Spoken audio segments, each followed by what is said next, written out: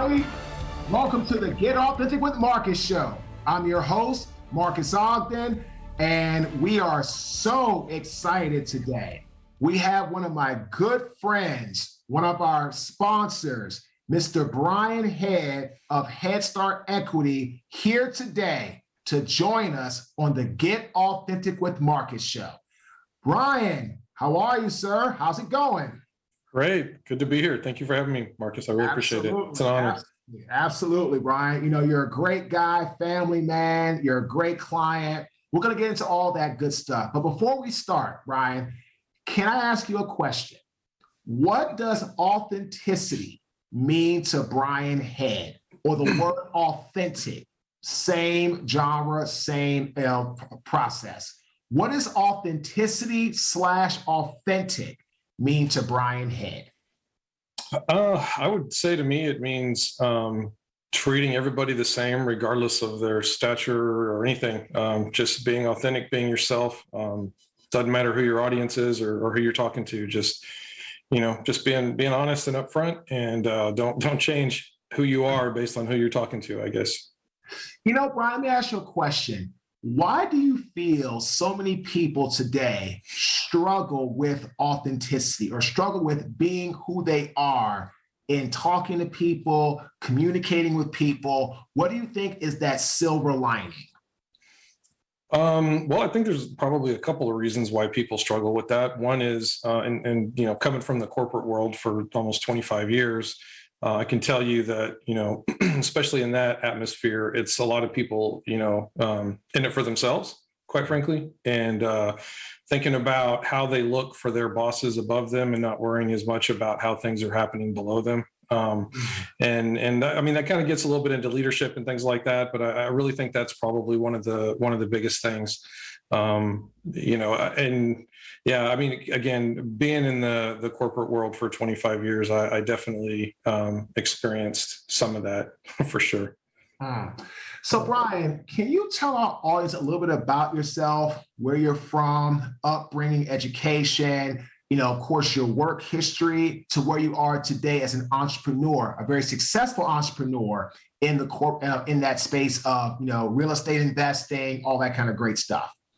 Sure. Yeah. So I'll just kind of start, kind of from the beginning briefly. So born and raised in San Antonio, Texas, been here all my life. I graduated from a smaller school. Actually had 97 people in my graduating class, so it was a pretty small school. But I always, I guess my first delve into entrepreneurship started in high school in my economics class.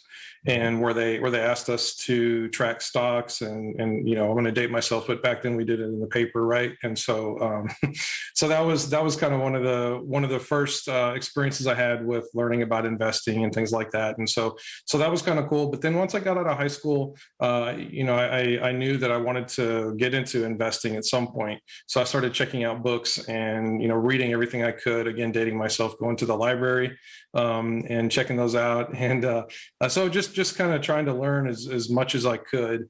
And that was kind of the beginning. And then I got a job again. I just left actually my corporate job last month actually. But was there for almost 25 years, but I knew I wanted to get into the financial services industry, and that's what this company was or is. And so I started out selling auto insurance and homeowners insurance. And then for about 10 years, I was a stockbroker. So I got my FINRA licenses. And so that's where I really got to kind of spread my wings a little bit and learn more about investing and all the benefits that come with that. And at the same time, I also started getting into investing in real estate as well. So I've been investing in real estate for about 20 years. And so there's a lot there that could be unpacked if we wanted to on the real estate side, the early years, things like that. But that's kind of fast forward. Now I've got a private equity firm where we purchase primarily large, 100+ unit multifamily properties. I have a saying, Brian, let's get real. So let's get real, my good man. Okay. What was very difficult or arduous about working corporate America?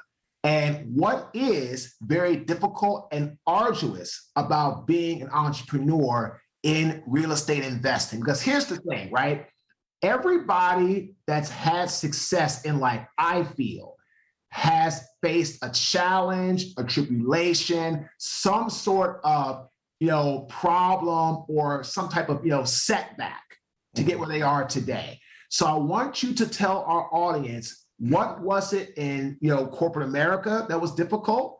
And then being an entrepreneur who's very successful, multifamily, you have your private equity firm, you're doing some great work with NFL athletes. We'll talk about that in a little bit. What has been, a trial tribulation in that regard in being an entrepreneur?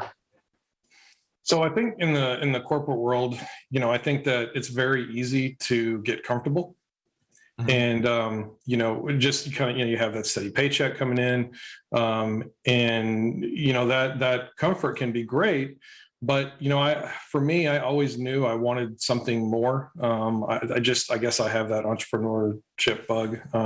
So I never quite felt, 100% comfortable in the corporate world. It did. I mean, don't get me wrong. I learned a lot. There's a lot of great experiences there. But one thing that's interesting is, I told people that I was going to be leaving my job, right? And, doing my real estate thing full time.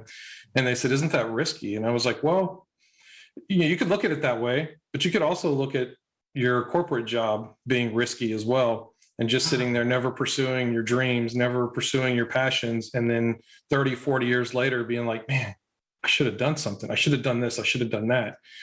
That's riskier to me than going out and trying to accomplish what you're passionate about. So, that's the way I look at it. The probably some of the biggest challenges in the entrepreneurship space and the private equity that I'm doing now was really realizing that to succeed, I needed to go out of my comfort zone. This podcast is a perfect example of that. I've told several people, I was at that company almost 25 years. I've been doing this private equity stuff for a couple of years, and I've gone outside of my comfort zone way more in the last 2 years than I ever did in the previous 25 years at the corporate job. And I think it just really has to do with that wasn't my passion, quite frankly. I mean, this is my passion. This is what I love to do.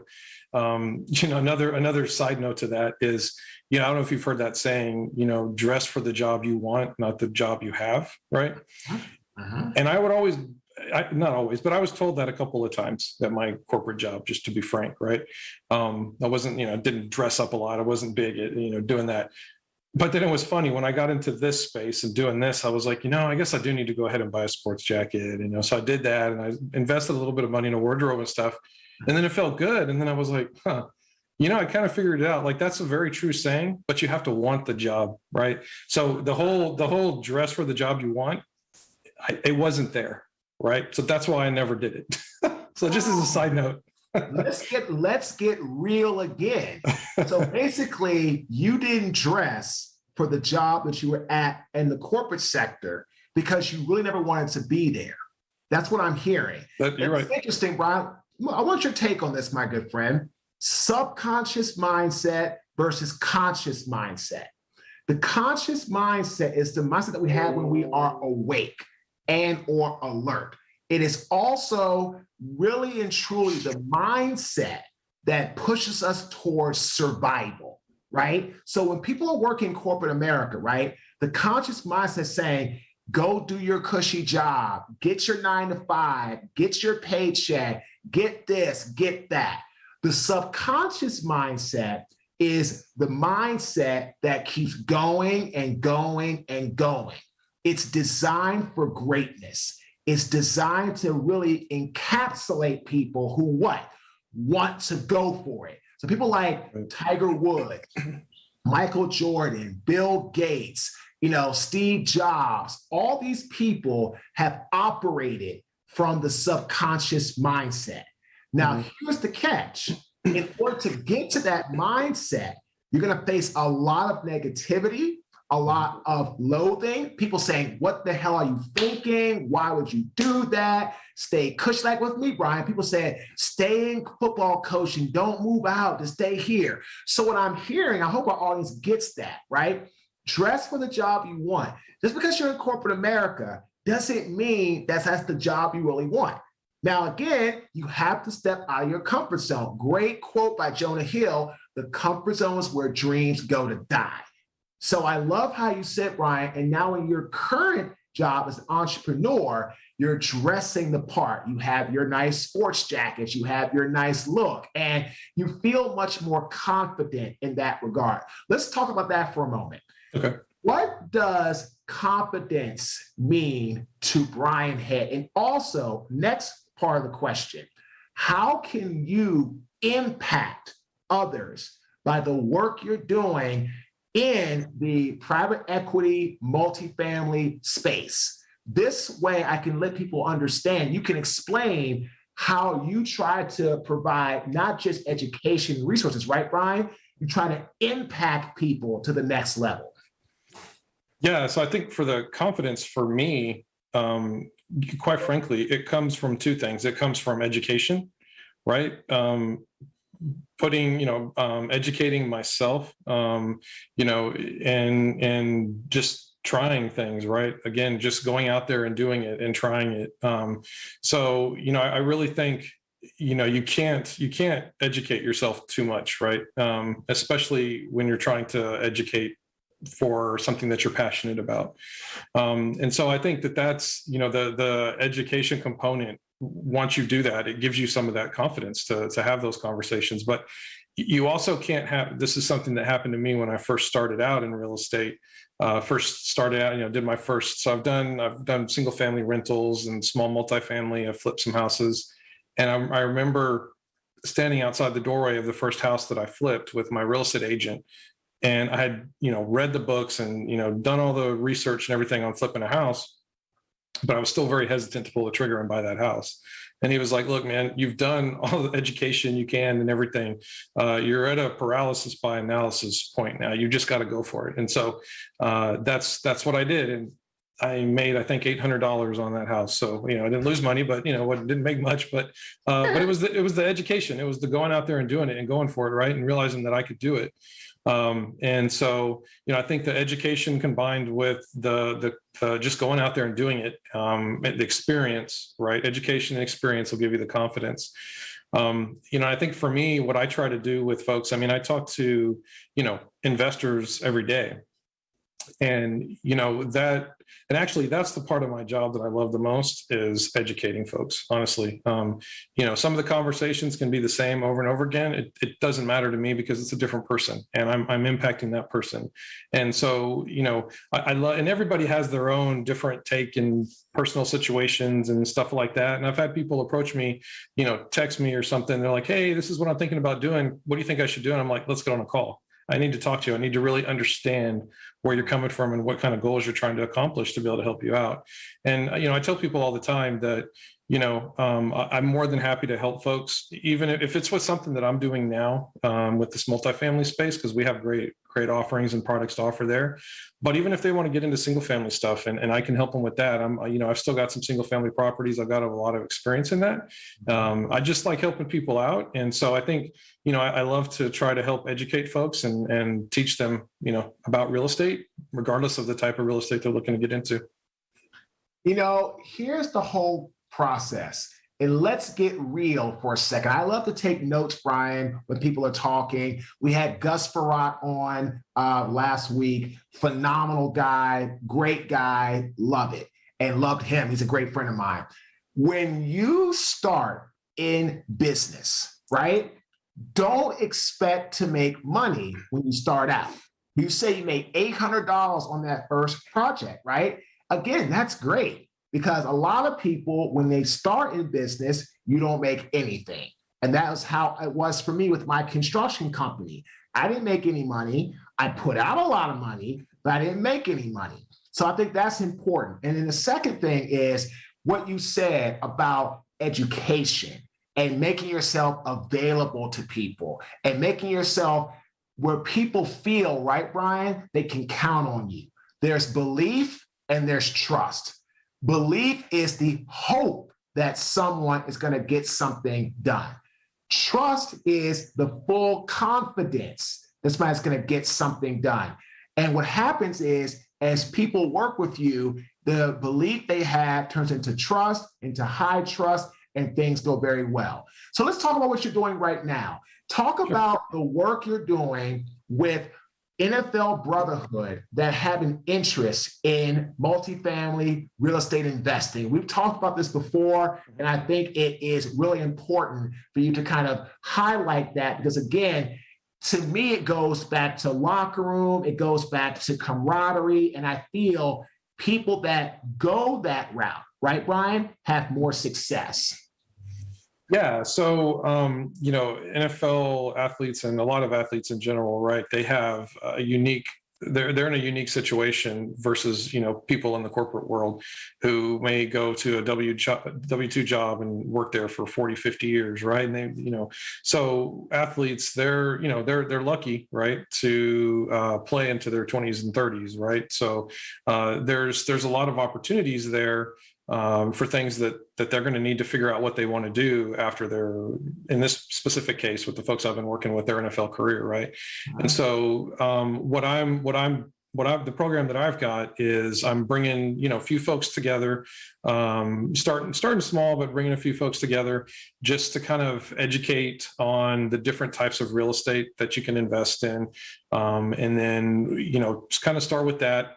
And then providing the opportunity again, it's a passion for me to educate folks. So, I'm more than willing to get on a phone call with them and help them with one-on-one and whatever it is they're looking to do in real estate and pick my brain, and I can help them in any way that I can. But, I want to make sure that, they get some value out of it. It's also the great thing about the program too, is that there's no cost. I'm not looking to charge anything for the program. Again, it's just an education thing. And we're going to meet monthly to kind of go over the economy and different things like that and how that can impact real estate. And because my primary focus right now is multifamily, like I said, and we could go into it, but there's tons of reasons why I think multifamily is one of the better real estate plays out there. Primarily because people need a place to live. There's tax advantages. It's a good inflation hedge, which is really good right now. But there's just so many different opportunities in real estate, though. It's not just that. And so, I don't want to come across as the type of person I'm like, this is the only way to do it, right? Multifamily is the only way to do it. I think it's great. I don't think you have to do single family. I think you can jump right into multifamily, but that's not for everybody. And I did well and started out in single family. And so if somebody's interested in that, I'm more than happy to help with that as well. I don't know. Did that kind of help answer your question a little bit? No, it really did, Brian. And so let me ask you this question. What is it that the former players that are going to be part of this mastermind? I took a note, and I like how you said you're starting small and expanding, which is perfect because I feel if you try, again, let's be authentic. I feel if you're trying to launch something new and it's too big and it's too many people, you lose that ability to connect with people. And in the beginning, connectivity, compassion, and empathy is going to be what I feel the building blocks to get things going vertical. But what is the USP, unique selling proposition, or we can call it UBR, unique buying reason, that the former players should participate in this free, very educational program? Like, what can they expect that makes your program and mastermind different than others out there, maybe trying to, get something from the former players or people in general for that regard? Yeah. So I think what makes it unique is that, kind of like I said, I'm not looking to get rich on this program or anything like that. It purely is from an education standpoint. And, what I want to be able to share with these guys is, if you want to learn about the different types of real estate investments that are out there, and I can help you, and you can, if you want to invest passively in these type of deals, whether it's single family, multifamily, whatever it is, you can just go the passive route, and you can do that forever, right? And you have plenty of time to do that because it doesn't take any time, right? Or, especially for these players, like I said, they're going to have to do something else after their careers are over. And I want to be able to provide them, not only educate them on these types of investments, But if they want to do it actively as a career when they're done, I want to be able to help from that perspective as well. So it's, I want to be able to kind of help guide them. There's a lot of programs out there that, for one, you're going to have to pay thousands and thousands of dollars for to be a part of. And they're generally going to be geared toward one way or the other, right? Just here's how you can invest passively in these deals, invest with me, right? Or here's an education, here's how you can be a syndicator or whatever it is that you want to do. I want to kind of encompass both, but then provide that opportunity for the guys to be able to reach out to me directly, and we can have one-on-one conversations after that as well, after the initial education phase, just to see if there's any way that I can help them, whichever direction they want to go. Can you explain to our audience, right? Some people who might be, beginners in the real estate investment business, because again, I have a saying, every expert was once a beginner, plain and simple. I mean, that's just the way it is, right? Yeah. So what is the difference between passively investing and actively investing? What does that look like? Does that mean I have to be more active in the actual projects? I have to be more involved in the strategy? Does passive have to put money in and I don't do anything? Can you explain to people what's the difference between a passive investor and an active investor? Sure. Yeah. So a passive investor is basically the extent of the work that a passive investor will need to put into something is vetting the deal and vetting the sponsor that they're going to invest with, right? Once you've done that and you're comfortable with it, and you wired your money in and you've invested in the deal, you just kind of sit back and, the old school way was mailbox money, right? Now it's ACH, but you just get your quarterly distributions, right? You get that coming in, you get monthly updates on the project and how things are going. Obviously you can call, talk at any time at that point. It really just depends on, from a passive standpoint, you can just, wire your money and get your distributions, you're done. You don't have to do anything else. Or if you want to be active, there's a lot of different ways to be an active partner in these syndication deals that I'm a part of. It's just like football, right? It's a team sport. These deals that we invest in, these 20, 30, $40 million apartment buildings, you don't just have one general partner going in and putting in all the money, managing the asset, finding all the capital. You have multiple partners that take on a lot of these different roles. And so the great thing about these type of deals is if you want to be active, you can try to find the role that fits your personality or where your passion might be or what you might want to do. Right. My role in a lot of these deals, my primary role, not my only role, but primary role, is finding capital for the deals, because I love educating people. I love talking to people about these deals and making them aware of these great opportunities. So it allows me to kind of follow my passion with that respect. And so that's my primary role. But there's a lot of different roles within these projects. And so from an active standpoint, there's a lot of different directions that you can go. And that's where I want to help these guys. Again, if it's just passive, great. If you want to be active, I'm more than happy to kind of help walk them through some of those steps and what some of those different roles are. Brian, I have a question. What would you say is one main characteristic or one main trait that somebody needs to go ahead and jump in real estate investing, either single family, multifamily, passive, active, whatever they feel is their flavor, right? What do you feel is the number one trait that is most important to be able to get into the real estate business and say, here I am, I'm jumping in, let's go to work and let's try to make something work for me and for my family and for my legacy? I think the number one trait would be to overcome your fears and hit them head on and don't let them stop you. I'm sure a lot of people that listen to this know who Jim Rohn is, but of course he's got a quote where he talks about if you think investing is risky, just wait till you get the tab for not investing, right? So, you kind of just have to jump out there and do it.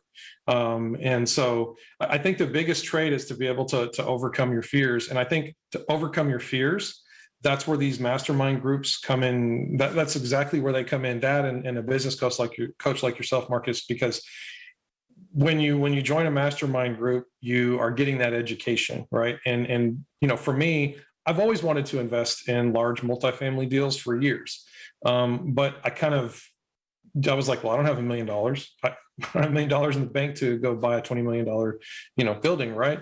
And I stopped. That was kind of the extent of it. I'm like, okay, that's it. I can't do it. Done. Right. And then I know we've talked in the past some about my why and, kind of some of, the reason that I got into the multifamily, and I'll just, if it's okay, I'll just share that real quick. But, my wife a few years ago got diagnosed with breast cancer. And, thankfully she's cancer free. But the whole experience just really made us reflect on life and what we're doing and everything. And so I realized, and we realized that, we wanted to be able to spend more time with the kids. And so my why is to get her out of her corporate job at some point so that she can spend more time with the kids and enjoy those moments and have that financial freedom that being an entrepreneur really can provide. Right. And so that was one of the reasons why I got into the multifamily, because I realized I don't want to own 100 single family homes, which is what it would have taken to do what we wanted to do. You can scale up much quicker in multifamily. And so that's why I went into that space. So. Brian, this is the whole reason that we started this podcast, right? The Get Authentic with Marques show. Thank you for opening up about your wife and her cancer, and you found out you're actually writing a book. You've hired my wife to help do that. I'm very aware of that, but the fact that you shared that to our audience, that's exactly what this podcast was created for. The authenticity, the real stories behind the real people. And for our audience, I want to talk about coaching really quickly, okay? How did Aristotle become famous? Aristotle was taught by Plato for 20 years at Plato's school. When Plato passed away, Aristotle was not given ownership to run the school. Someone else was. King Philip II, the father of Alexander the Great, said, my son needs coaching that's not just about war and tactics. He needs a coach about life, astronomy, astrology, science, mathematics. King Philip II hired hired Aristotle to coach his son, Alexander the Great. Again, that's what happened. Philip II hired Aristotle to coach his son, Alexander the Great. Alexander the Great becomes the greatest conqueror ever, and Aristotle does what? Becomes a household name, right? Mm-hmm. Coaching can change the trajectory of time. This is why I love your mastermind. This is why I love what you're doing to educate people and coach people. And yes, I do coach you, and I'm honored to do so because you're a great client and great friend. But that's what you have to understand. Coaching can change lives. It can change your path. Education is awesome. I have a saying, knowledge is power, but applying knowledge is life-changing. Mm-hmm. Brian, as we get ready to wrap up this interview, one more question, actually where people can find you, right? What is a story that you could tell our audience about a time which you failed in business that you learned from that you'll never, ever do again? Well, I want to just say real quick too, before I go to that, I know this isn't why you have me on, but I do think it's important to mention from a coaching standpoint, Marques, that, I mentioned earlier that I left my job just last month, right? That would not have been possible without your help. So I just want to make sure that everybody knows that you said that coaching can be life-changing, and it was life-changing for me. And I want to thank you for that. And I appreciate everything you've done for me. So I just want to throw that out there. Again, I know that's not why you have me on here, but yeah, a challenge for me, and I'll spare the audience that's listening to this all of the details, but I'll tease it a little bit. But there was a house that I flipped. It was the second to last house that I ever flipped, and there was a couple reasons why it was the most high-end house I'd ever done, right? So I learned a valuable lesson there. Don't flip anything that's too expensive, because you got a lot less buyers for something like that. I also used a company called a home tender company that goes out there and finds people that want temporary housing. Business professionals. They bring in their furniture. They'll cover your utilities and everything. So it helps cover some of your holding costs while you're trying to sell the property. Extremely long story short, I could go into all kinds of this story could actually be on one of those flip shows, but I won't go into all that detail. That house I nicknamed the stripper house. And you can only imagine the kind of things that were going on there that I had no idea about until I got to the house. I finally got it under contract after a lot of problems. I'm supposed to close on Monday. I go on Saturday with my family to make sure everything's okay. First thing I noticed, the front door's unlocked. I'm like, okay, this isn't good. This is like a $600,000+ house. The front door's unlocked. I walk in, the place is just a mess. There's a refrigerator in the middle of the kitchen with rotting meat outside. I mean, there's stripper shoes everywhere. There's shoe boxes everywhere. There's driver's licenses everywhere. And the place is a mess. The air conditioning condensation line was clogged. So there was a big wet spot in the ceiling, water dripping down into a bucket in the master bedroom closet. I mean, the place was just, I could go on and on, but long story short, I got my crew out there and we got it all fixed up, and the buyers did their walkthrough on Monday. We got it all fixed up by Monday and everything closed fine. I lost 40 grand on the deal, and I don't mind admitting that. You were talking about something I learned a ton from that project. That was by far the most money I've ever lost. Actually, the only loss I've ever had in real estate. And there was a lot of lessons learned there. But there was some funny stuff there too, but I'll leave some of that out. Well, you know what, Brian? Thank you for sharing. I've never heard that story. That's amazing. And but again, it talks about that in business, you're not going to win every deal. You got to have the mindset of what, keep going. How can people get in touch with you, Brian? If they have a question, they want to know about some of your private equity, what you're doing, get involved with some of your deals. How can our audience get in touch with Brian Head? For sure, yeah. So my website is headstartequity.com. My email is brian@headstartequity.com, or they can hit me up on LinkedIn. That's the only social media that I'm on. That's the best way to reach out to me. I do want to mention one other thing real quick, Marques. So sure. we touched on my wife's breast cancer, and I just want to tell this to everybody that hears this. My wife was 38 years old, so it's important to make sure that if you have a mother, a sister, an aunt, whoever in your life, daughter, whatever, that they're checking themselves regularly. It can happen early. I will tell you that most of the time, unfortunately, when you're younger and you get breast cancer, it's generally a more aggressive form of breast cancer as well.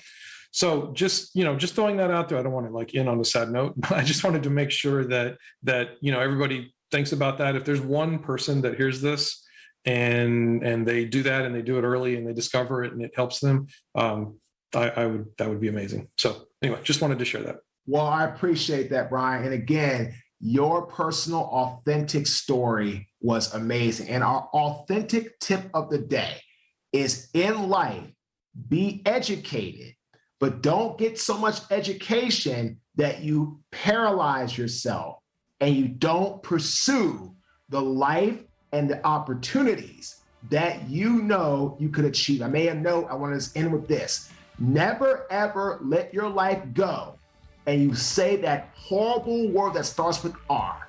I regret that I didn't do this. I regret that I didn't do that. Brian is not living that. He's going to his passion.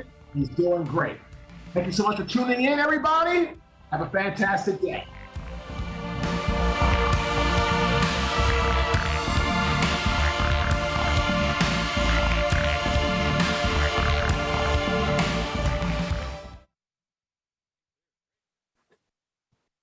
All right.